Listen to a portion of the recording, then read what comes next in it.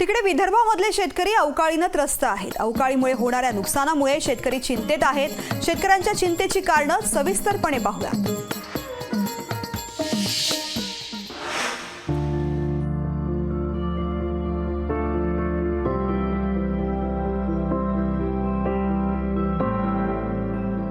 विदर्भ मराठवाड्यात गेले काही दिवस अवकाळीने शेतकरी जेरीस आलेत। अवकाळी पावसाने शेतकऱ्यांचं नुकसान होते।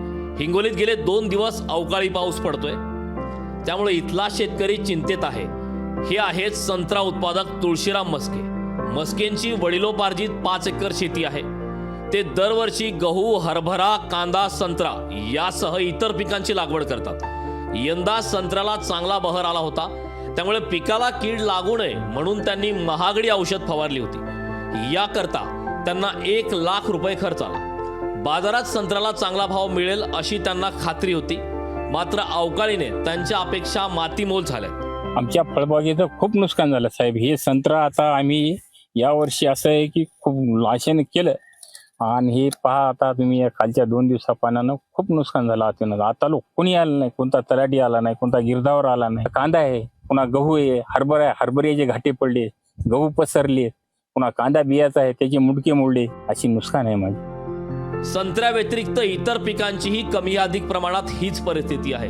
पुसेगावच्या कुंडलिक यांनी गव्हाची लागवड केली होती, मात्र अवकाळीने गहू काळे पडले, त्यामुळे आता गव्हाला बाजारात चांगला भाव मिळणार नसल्याने कुंडलिक मस्के हे देखील चिंतेत आहेत। माझ्या शेतामध्ये नुकसान झालेले आहे गव्हाचं। हे गहू सर्व खालं पसरलेले आहे।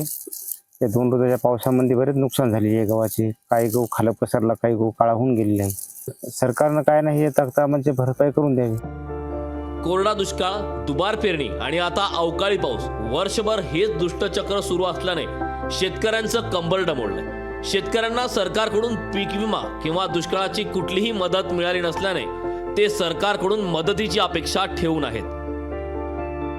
हिंगोली जिल्ह्यामध्ये काल वादळी वाऱ्यासह पाऊस झाला। रात्री देखील वादळी वाऱ्यासह पाऊस झाल्यामुळे शेतकऱ्यांच्या पिकांचं मोठं नुकसान झालंय।